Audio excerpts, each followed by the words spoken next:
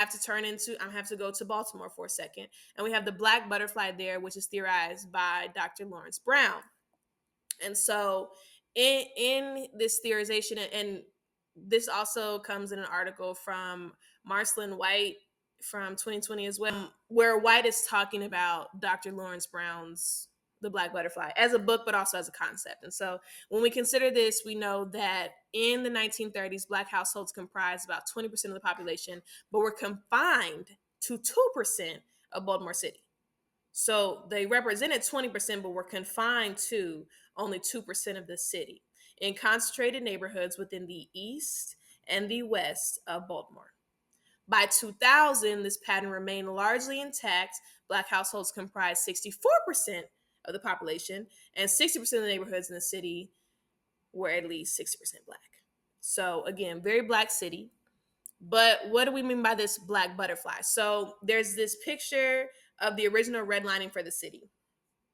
And it is then juxtaposed compared to a graphic that shows the life expectancy for the city as well.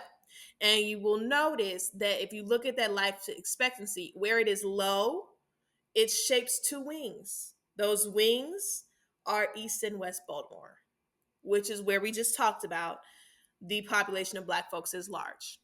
Now, this is contrary to, I'm going to stop here and go ahead and talk about it, the white L. Now, you can barely see it for this first picture here, but if you look at the middle where it says the word Baltimore, right, you see it's where it says that word a little bit up as well and over, up and over, up and over. You see some darker purple in the middle there.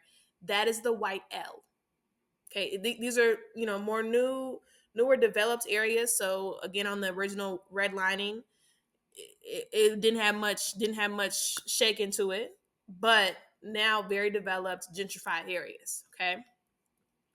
Another graphic. This graphic again has that historic redlining graph, but also then has social vulnerability. And we again see that the highest rates of social vulnerability shape two wings for the east and the west side of Baltimore. And then down the middle, the lower end of social vulnerability shapes a L, which we term the white L because that's where the white folks have come in to gentrify.